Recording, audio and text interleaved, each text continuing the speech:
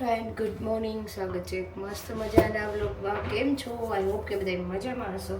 તો સવારમાં તો ફ્રેશ થઈ ગયા અને ફ્રી પણ થઈ ગયા, પણ થોડું પછી કામ બાકી છે. પણ એ પહેલાં આપણે હેર કેર માટે થોડી ટ્રીટમેન્ટ કરી લઈએ.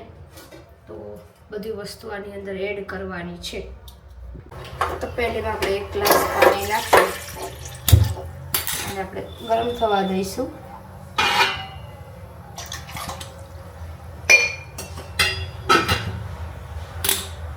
પાણી ગરમ થવા લાગે એટલે એની અંદર આપણે અળસી, તો હું અળસીને એવું લઈ લઉં બહાર.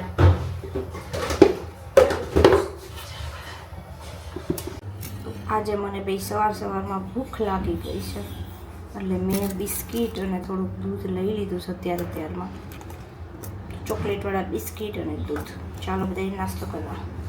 પાણી બરાબરનું ઉકળી જાય, થોડુંક એવું વધે ત્યારે આપણે ગાળી લેવાનું. ગાળી એટલે આવું ખાટું પાણી, તમારે જો એકદમ ખાટું ને એલોવેરાવાળું પાણી આપણને મળી જશે.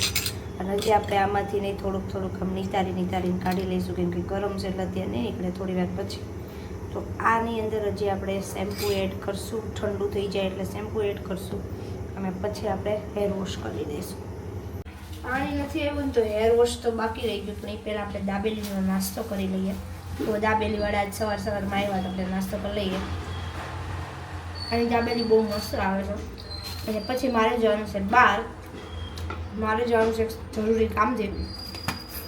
આ ફોટો ફ્રેમ છે ને ગિફ્ટમાં આવેલી છે. આ 10 ફ્રેમ આવી છે અલગ અલગ. તો આની અંદર મારે ફોટા કરાવવા જવાના છે. ગિફ્ટમાં આવેલી છે એની સગાઈમાં, એંગેજમેન્ટમાં. પણ હજી આપણે કાંઈ ફોટા કરાવ્યા નથી. 2 કરાવ્યા હતા, એ મૂક્યા છે. બાકી હજી આ એમનો ફ્રેડ છે તો મેં કીધું આ કરાવી નાખીએ. તો અત્યારે ટાઈમ છે ને તો ફટાફટ આપણે જઈ આવીએ. ત્યાં પાણી પણ આવી જાય તો પહેલાં નાસ્તો કરી લઈએ. ચાલો બધા દાબેલી ખાવા. તો અત્યારે જો ભાઈ હેર વોશ થઈ ગયું છે, રસોઈ થઈ ગઈ છે.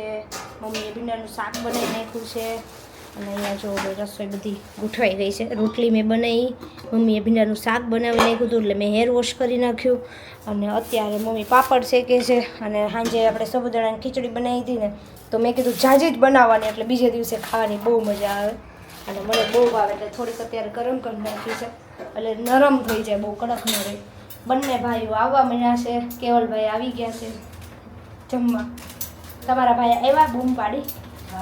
મીટિંગ ચાલુ હતી, ફ્રી હતા તો દવા લઈ આવે છે. હમણાં આવે એટલે જમવા બે જઈ. મેરો બંધ છે, ખવડાય રાખે છે. ભાભી નગરી મીઠાઈઓ ખવડાવે છે.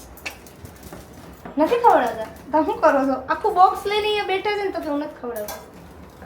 તો અત્યારે બધા કામ થઈ ગયા છે ખતમ, મતલબ કે ફોટાઈ લઈ આવીશું અને ગોઠવી દીધા છે. તમને હમણાં થોડી વારમાં બતાવું. ઉપર જાઓ એટલે કેમેરો નીચે પડ્યો હતો ને હું ઉપર ડાયરેક્ટ જતી રહી એટલે કંઈ કેમેરો લેવા નીચે પછી આવી નહીં. અને અત્યારે જો ભાઈ રસોઈની તૈયારી થઈ ગઈ છે. 7:30 થઈ ગયા, ફટાફટ રસોઈ કરવાની. તો મમ્મી કંઈક અલગ પ્રકારના જ તો ભજીયા બનાવવાનું કહે છે. એટલે અલગ તો કાંઈ બીજું ખાસ નથી. મગની દાળમાં છે ને આપણી પાસે પડી હતી, ઇડલી વડા કર્યા હતા ત્યારની. તો એ મગની દાળ નાખીને દૂધી, મરચાં એવું બધું નાખીને આપણે ભજીયા બનાવવાના છે. તો મેં અહીંયા દાળ ક્રશ કરી નાખી છે, તેલ મૂકી દીધું છે. હવે આપણે મિક્સર અંદર મૂકી દઈએ ઉપર અને પછી આપણે ધીમે ધીમે કામ કરીએ. બીજું એ કે કાલે મારે એનિવર્સરી છે તો ભાઈ કંઈક થોડીક સરપ્રાઈઝ તો આપવી પડે કે નહીં ધવલને. તો આ કેક મેં બપોરે કેક બનાવી, મતલબ આ તો કેક બનાવવા મેં એને એવું કીધું. એ આવી ગયા. પહેલાં તો નહોતું કહેવું બિલકુલ, પણ ત્યાં તો એ ઉપરથી નીચે આવ્યા. કેમ કેક બનાવીશું? કે કોનો ઓર્ડર છે? કાલનો ઓર્ડર તો નથી ને એમ. પણ મેં એને એવું કીધું કે ના, કાલનો ઓર્ડર નથી. એક આપણી સોસાયટીમાં એક બીજી છોકરીનો ઓર્ડર આવ્યો છે, એ બનાવવું છે. ઓર્ડરની કેક છે, કાલની નથી. એમ કરીને ખોટું બોલ્યું છે અત્યારે. તો હવે કાલે એને ખબર પડશે કેવી સરપ્રાઈઝ આપું છું. જોઈએ હવે એમાં બહુ આઈડિયા નથી આવ્યો હજી મને કે હું કેવું ડેકોરેશન કરું એ. જોઈએ આગળ શું કરીએ. પહેલી વાર ભજીયા બનવા માંડ્યા છે અને સાથે સાથે શક્કરિયાના આપણે ટુકડા કરીને ફ્રાય કર્યા છે.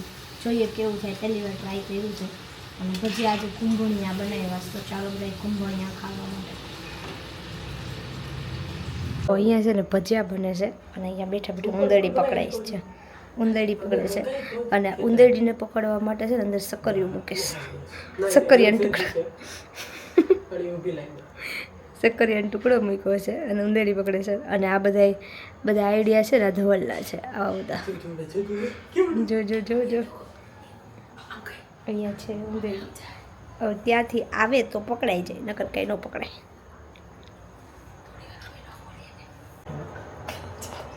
ઉંદેડી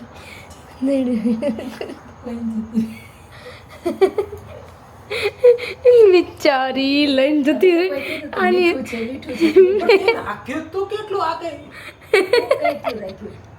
આવાથી ટુકડો લઈને જતી રહી. આને ટુકડો લઈ લીધો. તો આજે બપોર પછી આ કામ કર્યું. ફોટા મતલબ આ ફોટા અમે કરાવ્યા. આ 10 ફોટાની અમારી ફ્રેમ છે અને બધી જ અમારી મેમરીઝ છે. 1 વર્ષની મેમરીઝ છે. એ 2 વર્ષે અત્યારે ક્રિએટ થઈ છે. અહીંયા બધી આવી છે વોલપેપર ઉપર.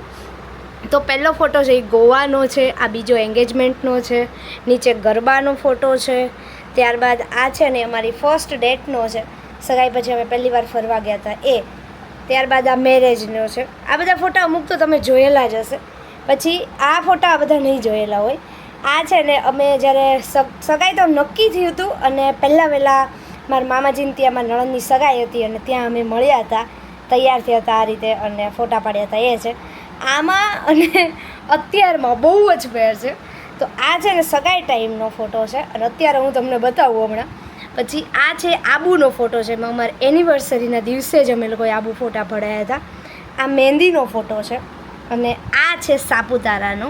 એટલે આ 1 વર્ષ પહેલાંનો ફોટો છે અને આ 6 મહિના પહેલાં, મતલબ મેરેજ પછી 6 મહિનાનો ફોટો છે. અને આ છે ને સગાઈ વાતનો ફોટો છે. તો આમાં તો એકદમ નાના નાના બંને લાગે છે. આમાંય ગોલમટોલ થઈ ગયા છીએ, આમાંય થઈ ગયા છીએ. ફોટા જોઈને એવું લાગે, મમ્મીને એવું લાગે. અને આ અમારા પ્રી વેડિંગનો ફોટો છે. તો અમારી બધી જ મેમરીઝ છે ને આ ફોટાની અંદર, અહીંયા આખી આ ફ્રેમની અંદર 10 ફ્રેમની અંદર આવી ગઈ. સાથે સાથે અહીંયા એક ફોટો તો હતો એટલે મેં મંડપ મુહૂર્તનો કોઈ પણ ફોટો નથી લીધેલો. અને આ 1 વર્ષની મારી મેમરીઝ છે. અને આ અમારી ડિઝાઇન અને ફોટો ફ્રેમ તમને કેવી લાગી એ કમેન્ટ કરજો. કેમ કે પાછળનું વ્હાઇટ બેકગ્રાઉન્ડ છે અને એની ઉપર બ્લેક છે એટલે બહુ મસ્ત લાગે છે. તો તમે જરૂર કમેન્ટ કરજો કેવી લાગી એમ.